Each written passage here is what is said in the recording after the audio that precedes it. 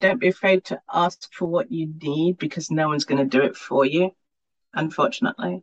And yeah, we still have to do a lot of explaining as introverts. Like, it's not you, like even you mentioned, like it's not like I don't love you all, but like I just need this time. Right. Um, and sometimes you have to say it two or three times. Like, it's not personal, it's not a thing. If you want me to function at my best, this is what I need. And you can tell me what you need to function at your best, and we'll like come to a happy medium or like whatever it might be.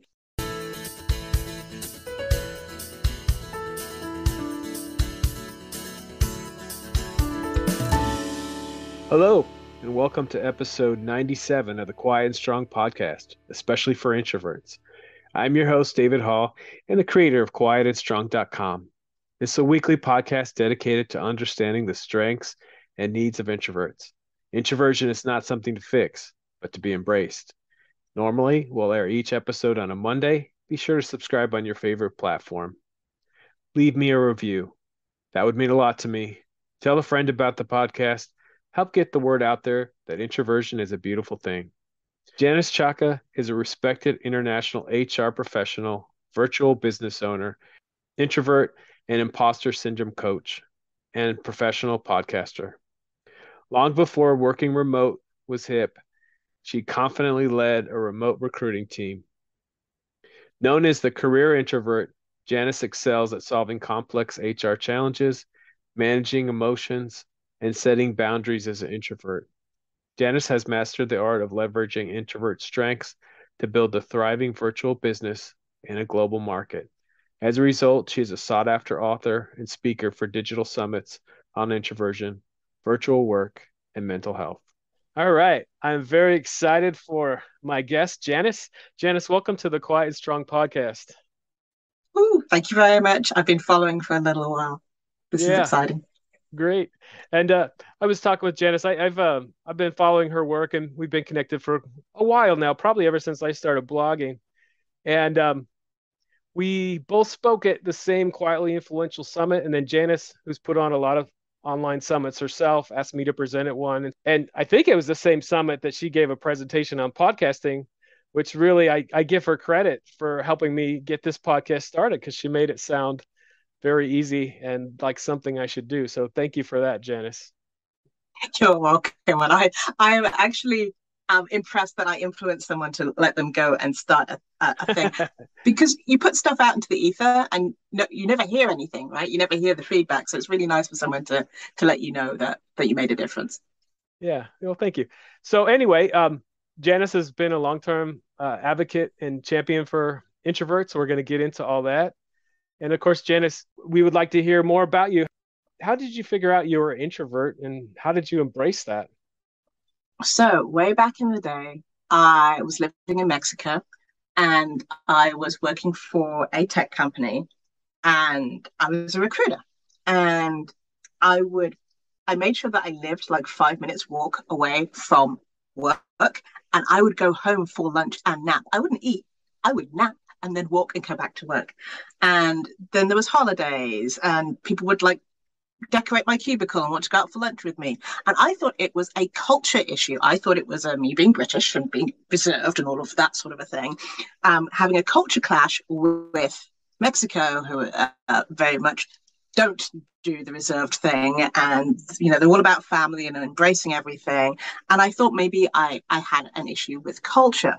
I then came across the book Quiet by Susan Cain, and it's one of those things where you're reading the book and you're nodding and you're Hmm. nodding and you're like, oh, that's why my parents did that, or that's why I acted this way. And so that's how I figured out that I was probably more introvert leaning. I didn't even really know about the word when I picked up. I don't even know why I picked up the book. It's been a while, but yeah, I found myself nodding and agreeing with the statements, and then I did a little bit more research on it, and that's how I kind of figured out that I'm definitely more on the introvert leaning side of things.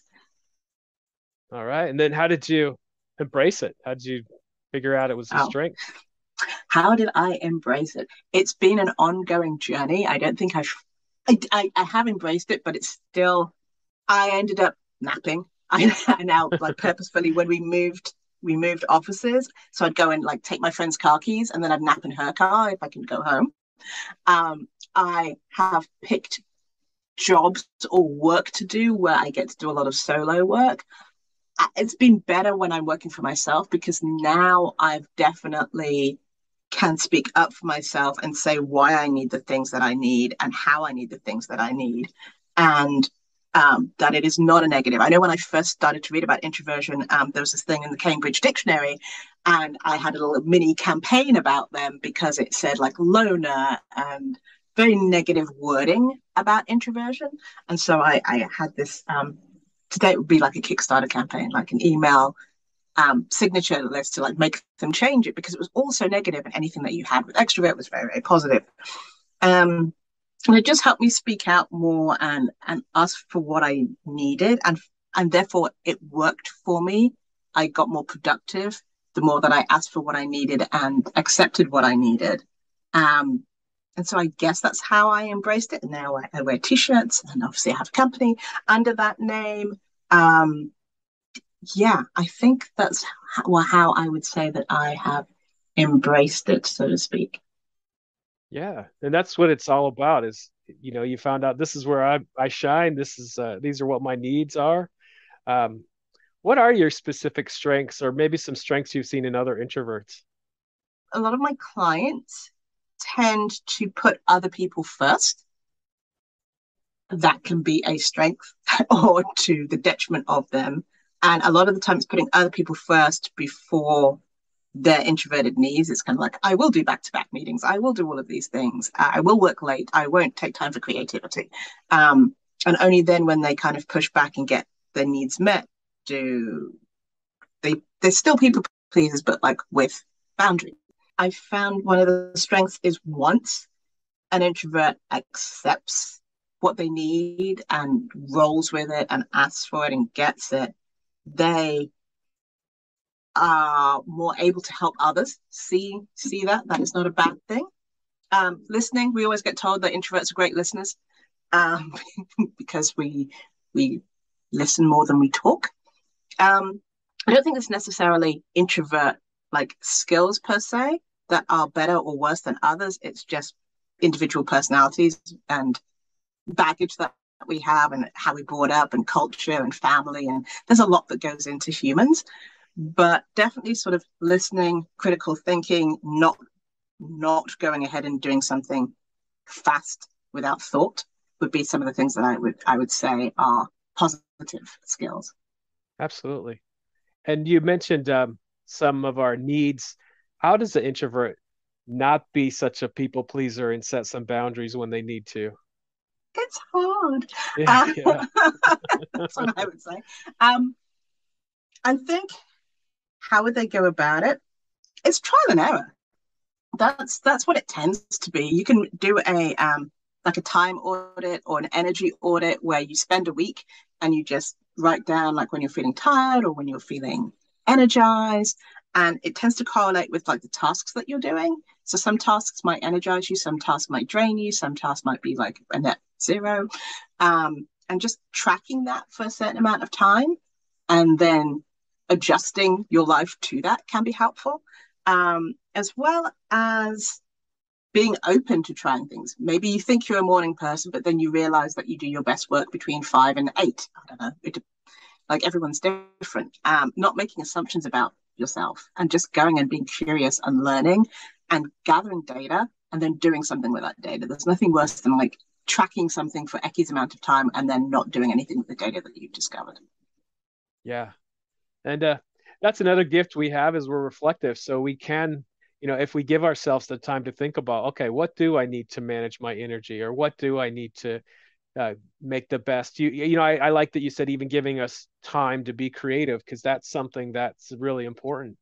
A lot of times I hear people say, well, we as introverts, we need to recharge. And that's very important. We need time to recharge. But we also need time to think and make plans and be creative, focus. There's a lot of reasons why we need that alone time. Yes, for sure. And that's why I think I mentioned earlier, like back-to-back meetings suck because you go from one meeting to another. You don't have time to digest the meeting that you're in and like write notes or what your to-do are from that meeting. And then you're straight away into another meeting and you haven't had time to prepare mindset or otherwise for that new meeting and changing your thing. It's just for anyone, never mind introverts, just for humans, that's not like a great way to live. Right, right. And everybody has different control of their calendar. So you mentioned, you do best when you're working for yourself. I know that I try to avoid back-to-back meetings, and people can schedule meetings for me. I schedule them for myself. I schedule them for others. They can schedule them for me. But as I start to see, where they are becoming back-to-back, I do try to like block off some time in between here and there, and there's ways we can do that kind of thing too. Yeah, that's one thing. I'm not a paid affiliate, but there is definitely a calendar app that I use that it says, "Would you like to block off 50 minutes before and after this call?" And I'm like, "Yes, I would." So people just like can't.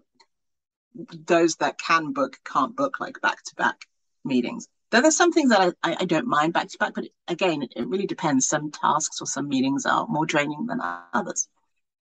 Yeah, yeah. I'll have to look into that. Like, automation would be good. So, like, even with the podcast, the calendar I'll schedule, and then I have to remember to put some time before and after, so I don't have back-to-back guests. And I definitely don't want to rush anybody, or I might need some time in between. So I'll have to look for that automation. That sounds cool.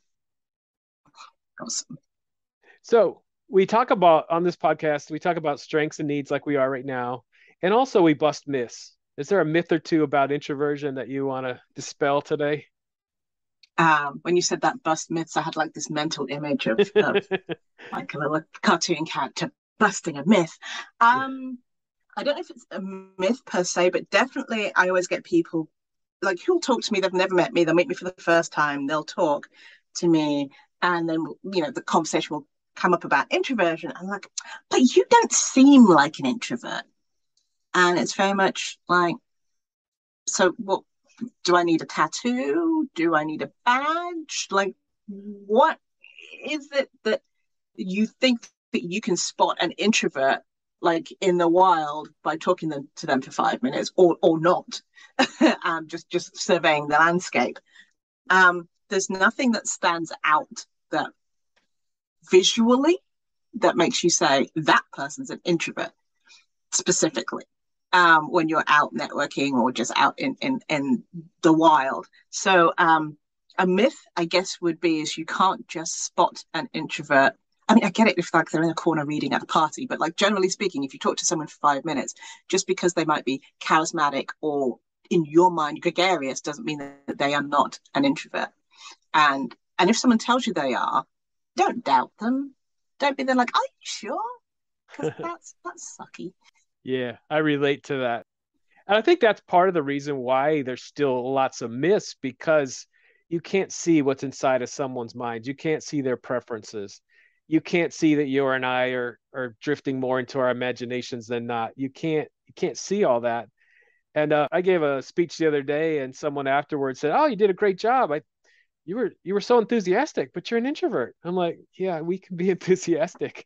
We're deep thinkers. That's why we like to talk. But we can be enthusiastic. So that is a good myth because just it keeps the other myths going. I go with this half of us are introverts, and so there's some very confident and outspoken introverts I know. Yeah, and I think one of the problems with any myth is there's not enough visible stories out there of introverts doing X, Y, Z, A, B, F, L, um, for various reasons, or the ones that we do get, like, oh well, yes, that multi-billionaire, and not just Joe Blogs next door kind of a thing. Right, right, right. Yeah. Yeah, that's true. It's always like, here's some famous introverts. And that's nice. It's good to see. But at the same time, half of us are introverts. And so there's many examples. We're working with introverts or we're introverts ourselves all day long. And it's just, you can't judge by behavior. You have to really get to know a person and know their strengths and needs. And I think that's a really good one. Yeah. Oh, I had another myth in my head just now that, oh, not all introverts are the same. Right. It's like, well, my introvert son does this, this, and this. It's like, okay. Don't know what more you want from me on that one. That's great. They're own human. We're all individual. That's fine. So I will, yeah. Yeah, That's because definitely.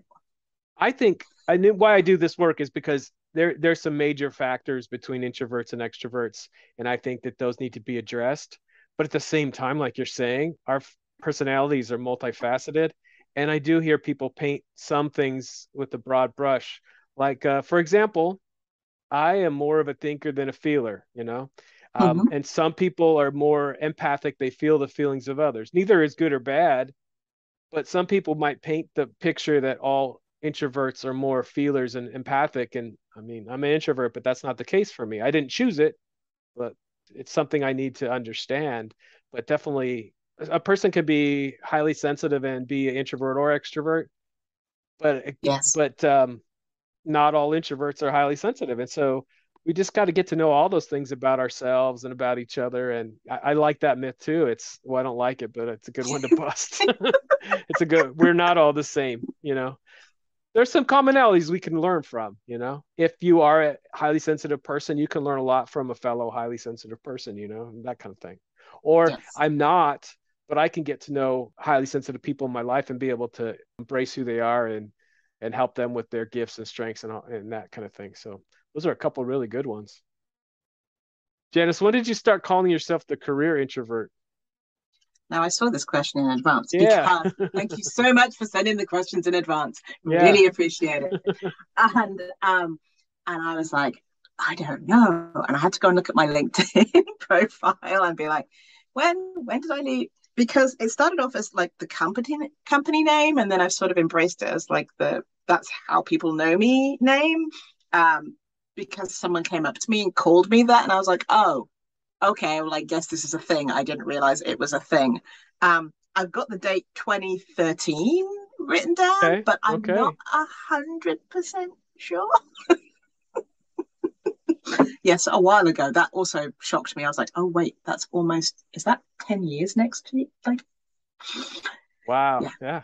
That sounds yeah. right. Because like I said, I think I've known about you since I started blogging. I started blogging in 2014. So yeah, I've always known you as the career introvert. So that sounds right. Okay. So I guess next year I need to do some kind of like 10-year celebration thing, Yeah, you maybe. should. Absolutely. And so you have an extensive business and HR background. And I think that definitely understanding your introversion is an important part of finding work that you really can use your strengths and honor your needs. How do introverts do that? How do they find the work that is best? I would say one thing that I've seen as a commonality is organizations that do asynchronous communication so that you are not in back-to-back meetings and so you are not that you're given time to digest and then give an answer. Also helps if you're working within multiple time zones. That I found is a common denominator for organizations that do well for introverts. And to be fair, not enough organizations are really good at communication in general. They're just kind of like, here's your email, here's your Slack, just figure it out, rather than having a set communications plan where you use messaging for this and you use emails for that and you use whatever other systems you have for these types of things, and also why to have meetings. Is it no one needs to be at all the meetings all the time. Like there's just not clear frameworks that organizations use, and therefore they get stuck in having meetings when they don't necessarily need to have meetings because they're taking that what they used to do in a building and trying to stick it on Zoom, and it doesn't always work that way. So that's one thing I would say that is common for introverts for like any role, and then it's kind of looking at the percentage of meetings that organizations have. And unfortunately, you won't know that by looking at a job description. But should you get to the interview stage or kind of have informational interviews, you can ask people like, what does the average day look like? And is it, well, I'm in a lot of meetings, then is that what you want to be doing? Or phone calls, or like insert thing that drains you here, because meetings might not drain you. You might like get fun out of meetings, but it kind of depends. Um, Also, looking for organizations that take mental health seriously, just because it means they're looking at more diverse humans and understand that humans aren't all the same and there's neurodiversity and what that looks like. And therefore, they're more likely to be more open in the things that they try and the things they do, and not and because of that will will, if you voice any concerns, it's more likely to be taken seriously and adjusted. Those are kind of some of the commonalities that I have seen for roles. But most of the time, people don't leave bad jobs, they leave bad managers. So if you want to go down a little more granular, it's like, okay, what is your manager going to be like? Are they a micromanager? Are they someone who will trust you? Are they an extrovert? Do they need a lot of people face to face time? Is face time important to them? Because a lot of managers don't know how to manage without seeing the person every week, day, month, year, whatever it might be. And so finding out as much as you can about the person who will be managing you is really important too. Yeah, and if I mean, of course, introverts and extroverts can work well together, but if your manager is an extrovert and doesn't understand what you need as an introvert, that can be very problematic. And like you said, people leave managers. Yes, they do. I like the idea you were talking about with, we have a lot of modes of communication, but if, we could have some kind of guidelines around that, I think that would be very helpful. I know, like you mentioned, like Slack or things like that, you can get a lot of good work done that way, but what if you're in lots of meetings and other people are having this conversation where they're making decisions and you might need to think about that? Just sometimes that can go really quickly and you've missed the conversation.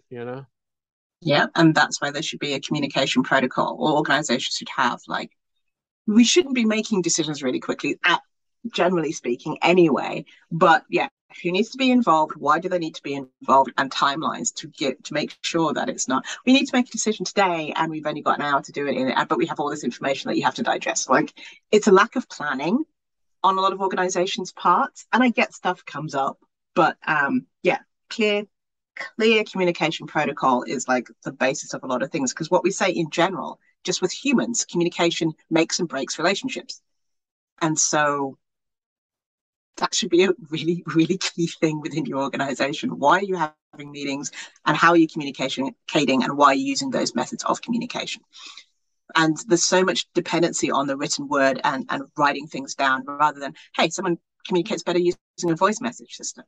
Like, they get their point across quicker than like having to type and think of the words. But very few organizations use that, even though Slack actually has a capability, like a plugin that you can use for voicemails. It's just not used. Yeah, and sometimes, we're talking about that we need to think about things. And I had a CEO on the show, and he was a fellow introvert, and he said with big decisions, there was definitely a window where people got to think before they made that decision, because he honored the people that needed time to think and not making quick decisions on the major things. Rare. Yeah, I know. That's why we're doing this, right? We gotta change the understanding of introversion and how we really can do our best work. Mm-hmm. So I read an article from you about even just getting the job in general. Sometimes the systems that we use, the hiring process isn't geared for introverts. How do you see that we could make some changes that would make the hiring process better? Oh, okay. Where to start? So, starting with job descriptions, a lot of the time it's copied and pasted from the old job description, and the job has probably evolved at that point. But a lot of job descriptions love to use. I was talking to a client the other day, and he's like, "Oh, I need a salesperson. They have to be an extrovert, and they have to be charismatic, and blah blah blah." And I was like, "I'm sorry." A, you realize you're talking to me, so that was just the wrong wording anyway. And then B, what is all of these things? And so using the right wording to express what you need. Do they need to be charismatic to be a salesperson? No. Do they need to be able to keep relationships? Yes, those are two different things. So from the wording that you use in a job description, then you move on to like the job posting, which is supposed to advertise how wonderful your organization is and why someone would want to work there, and then have a list of like what could happen. Within that job posting should be, what does our interview process look like? How many hoops are we going to make you jump through? Is it like 2 interviews, one's a video, one's a phone call, and then we make a decision? Or is it, we're going to call you in and then you're going to have a meeting with the CEO, and then you're going to have a meeting with like your manager, and then we're going to call you in for a panel interview, and then we're going to do a video thing, and then we're going to do like a day of interviewing? Because everyone, not just introverts, everyone deserves to know upfront how much time and effort they're going to have to put in to being hired for this role. And it gives you a clear like timeline of like, oh, well, this is going to take 6 months for them to make a decision, or, oh, they might make a decision in 2 weeks. And along with that, because I was listening, I was eavesdropping on a conversation this weekend.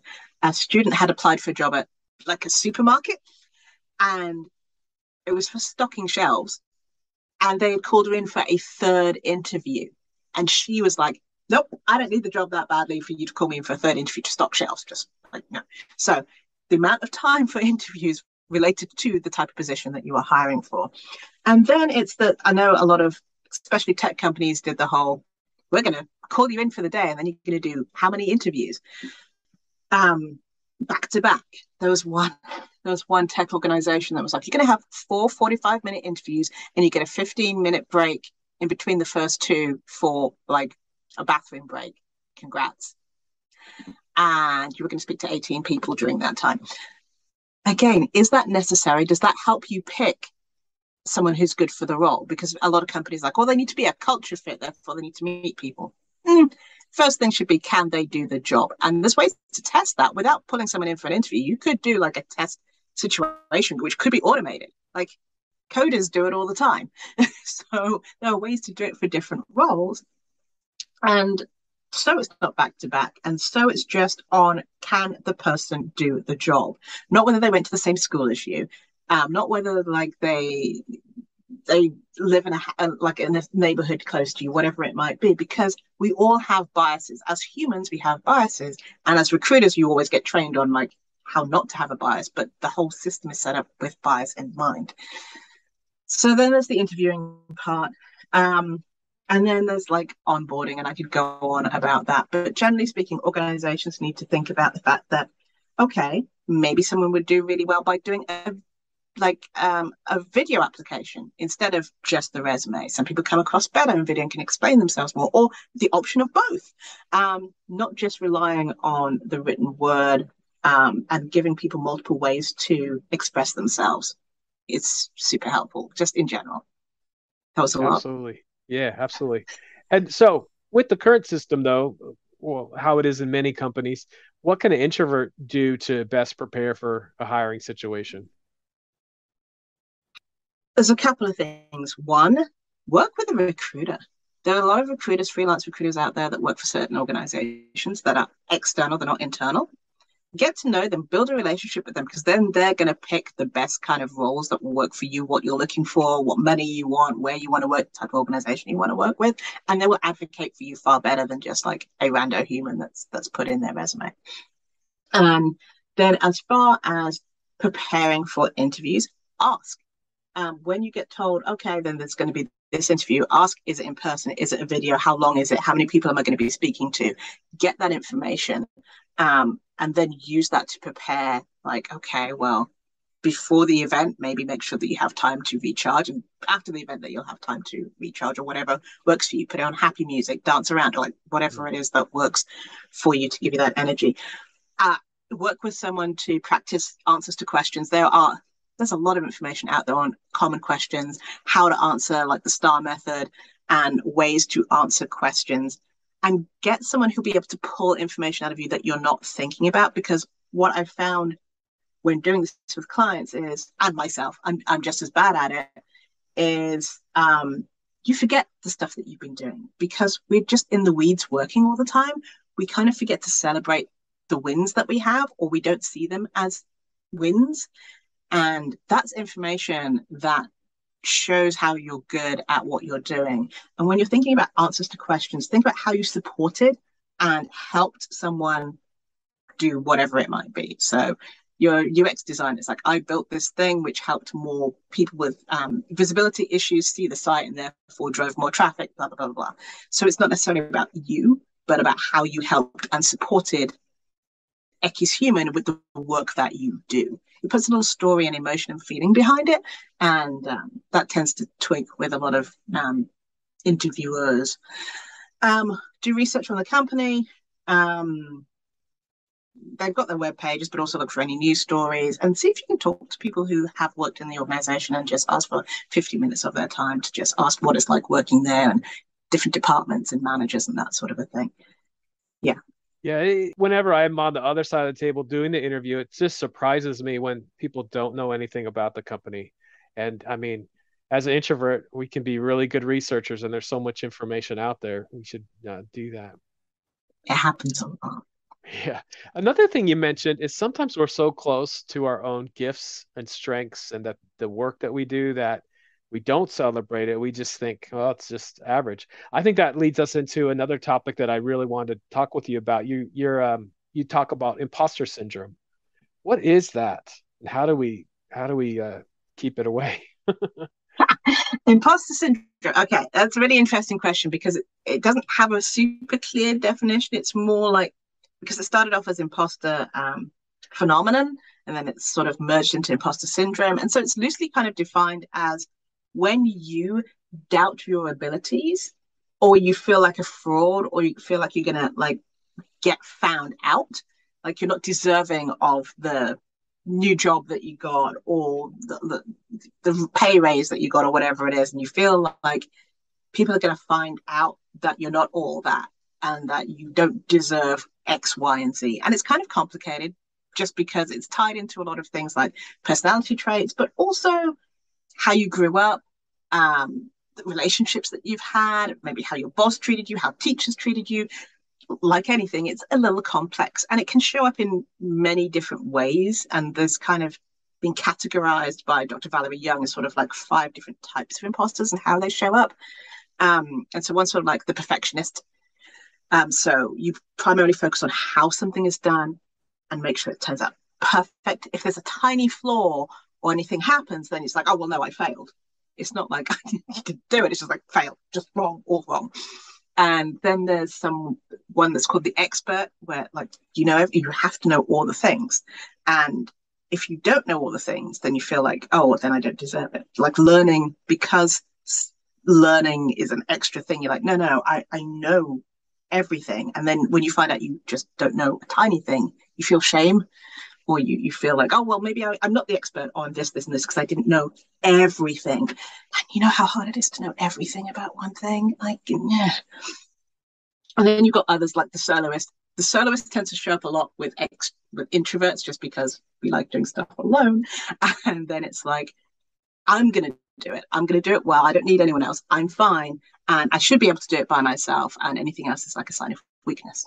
Not necessarily the case, but that's kind of where that flows. And you've got like the natural genius, where a lot of things has come easy. And then the assumption is everything should come easy. And then when they reach something that like actually takes a little bit of effort, it's like, and so the imposter syndrome kicks in. And the last one is the superhuman, which tends to affect more women, generally speaking. Got to do everything, all the things, career, wife, mother, all the things, and so on and so forth.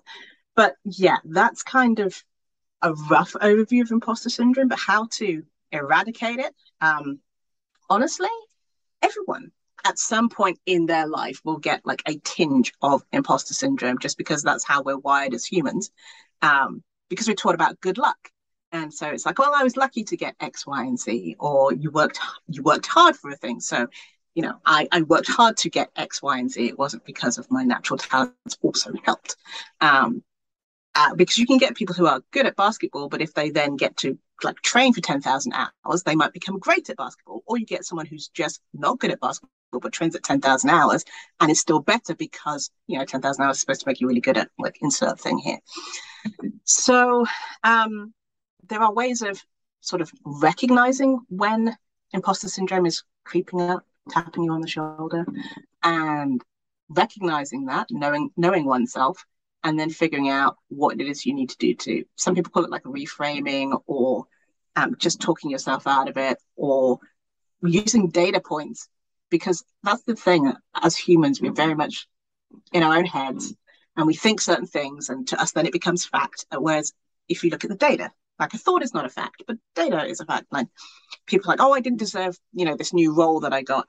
Okay, well, you probably applied for the job with your resume and you interviewed. Other people, third party humans who don't know you, are like, this person would be good for the job. Then they gave you an offer and are paying you money to do the job. So I think you deserved the job. But we get caught up. It's like, well, if I hadn't applied at that time, I had met that friend in that coffee shop, or if I hadn't like worn my lucky dress on that date, like whatever it might be, we have a really good habit of just talking ourselves out of stepping into and acknowledging and enjoying our achievements, no matter what they might be. But yeah, I don't think you can keep it at bay, but I do think that there's ways of recognizing when it's coming up and like working through it. Yeah. Oh, I definitely related to all those different things, especially I know that the perfectionism can creep in. And I've reframed that one, but just saying, guess what? You're not perfect. You've done the work here, but all the other people are not perfect either. So that's something that's really helped me. It's funny because like right before I added guests to the show, I did a little episode on imposter syndrome, and I was definitely feeling it right then. But again, we're human, but we need to recognize what's great about us too. Yeah. Yeah, we don't do that enough. Another thing, Janice, I wanted to talk to you about is you've been doing remote work long before I do remote work now, but it's new to me since COVID. But you've been doing it for a long time and managing remote teams and things like that. How is it benefiting introverts? And maybe is there any misconceptions about introverts and remote work? Ooh, yay, myth busting. Take two.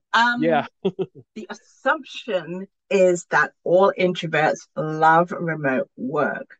But that assumption comes with some bias. That assumption comes with the assumption that the person gets to work from home in an environment that they choose with all the gadgetry and tech and comfortability of a chair and no interruption, maybe a door that closes, maybe some sunlight, maybe be able to pet a cat, um, adequate lighting, food, money.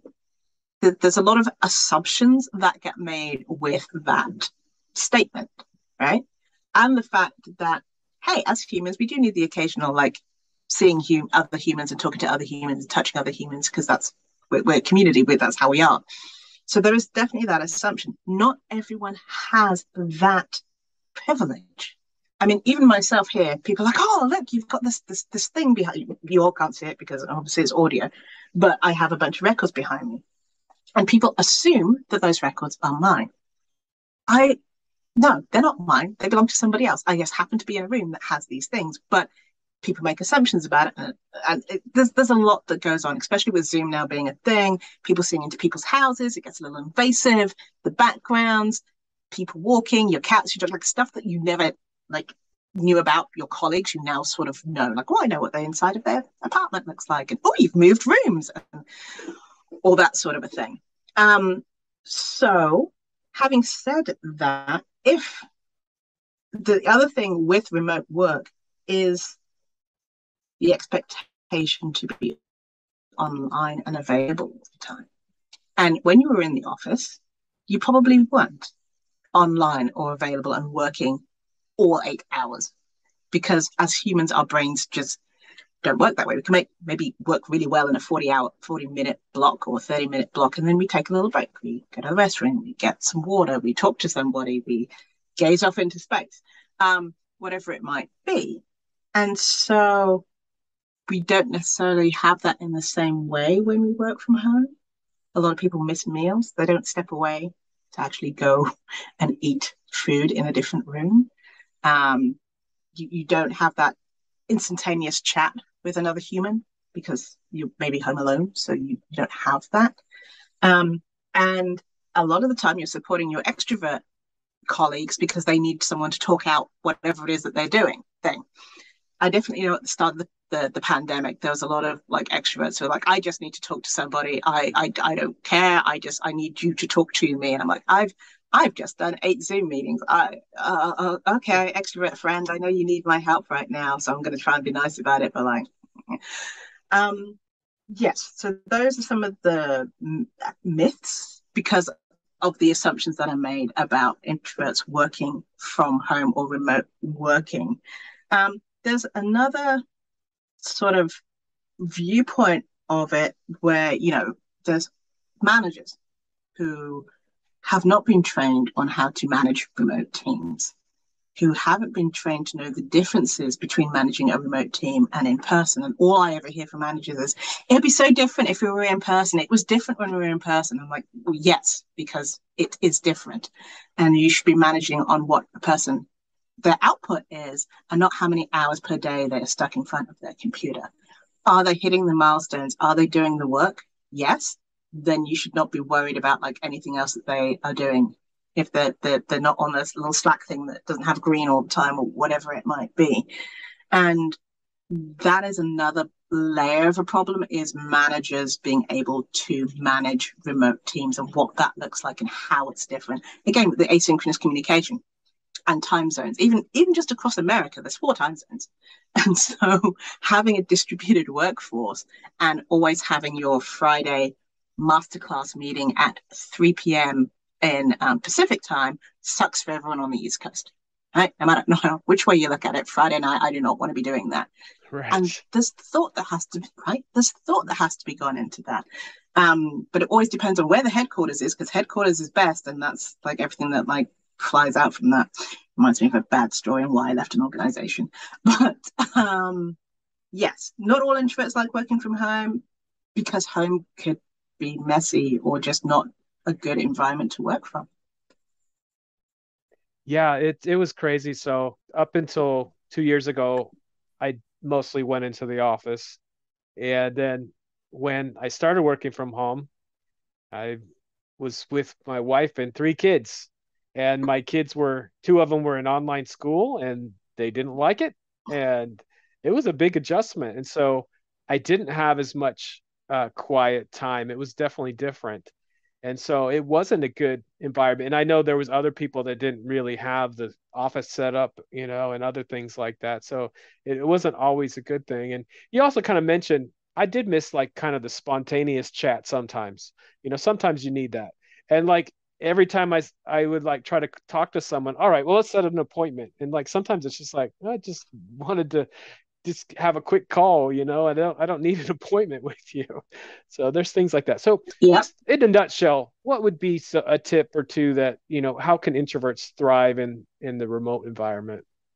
For those like quick chats, it might not be with the human that you want it to be with, but I have like a WhatsApp that I have like a human lives on the other side of the world, but at any point I can like send a message and vent about my day, or like I just had this client, or I just had this call, or you won't guess what happened, my internet is down, whatever it might be that you just need to like release on.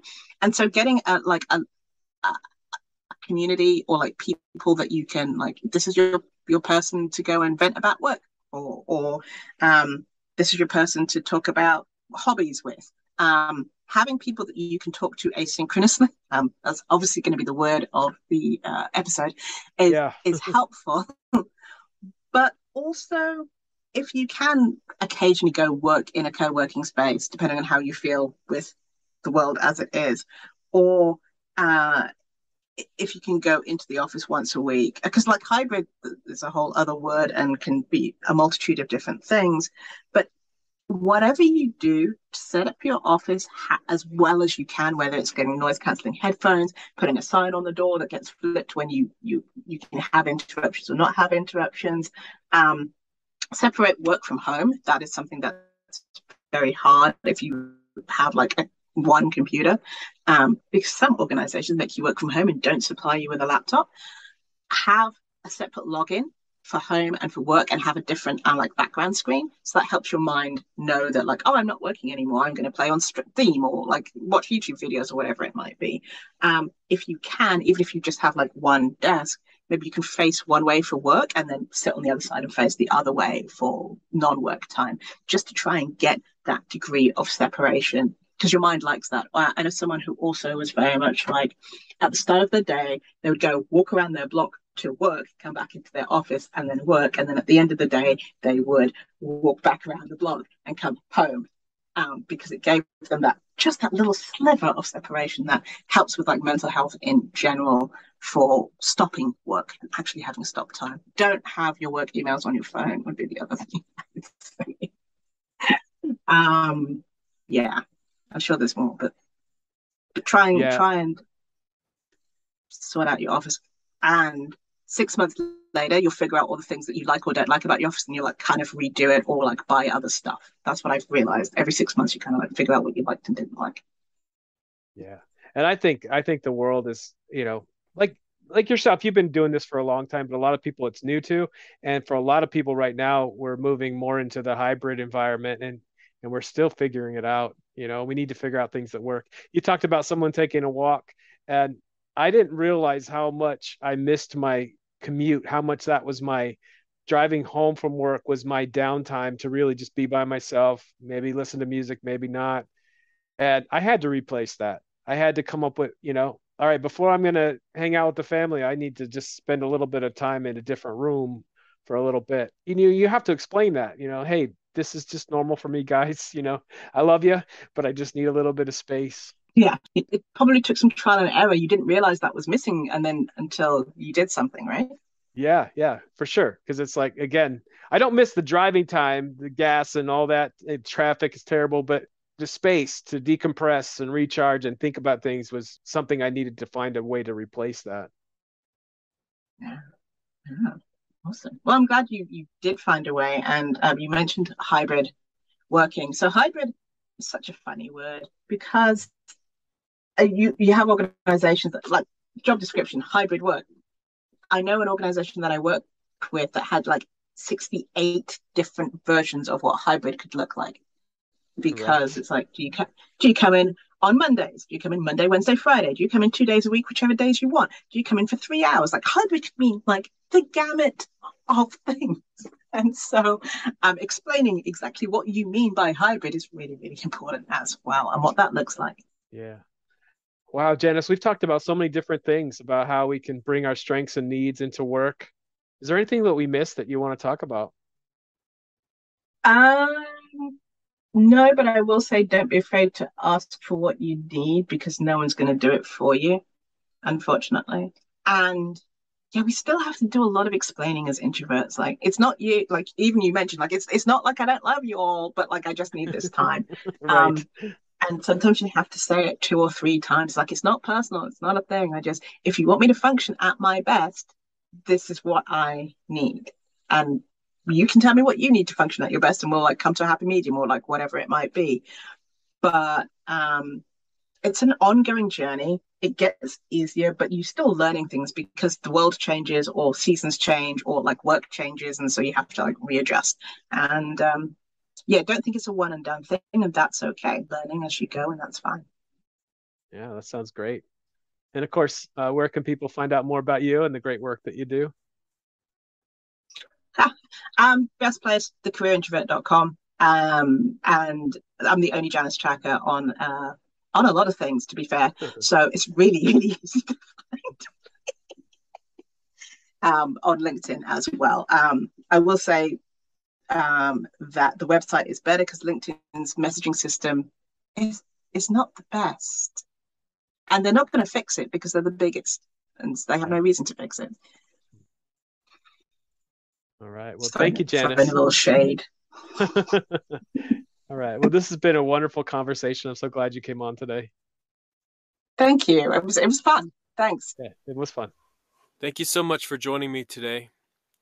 I look forward to further connecting with you. Reach out at david@quietandstrong.com or check out the quietandstrong.com website, which includes blog posts and links to social media channels. Send me topics or guests you would like to see on the show. If you're interested in getting to know yourself better, there's now a free Type Finder personality assessment on the Quiet and Strong website. This free assessment will give you a brief report, including the 4-letter Myers-Briggs code. I'll add a link to the show notes. So many great things about being an introvert, and we need those to be understood. Get to know your introverted strengths and needs and be strong.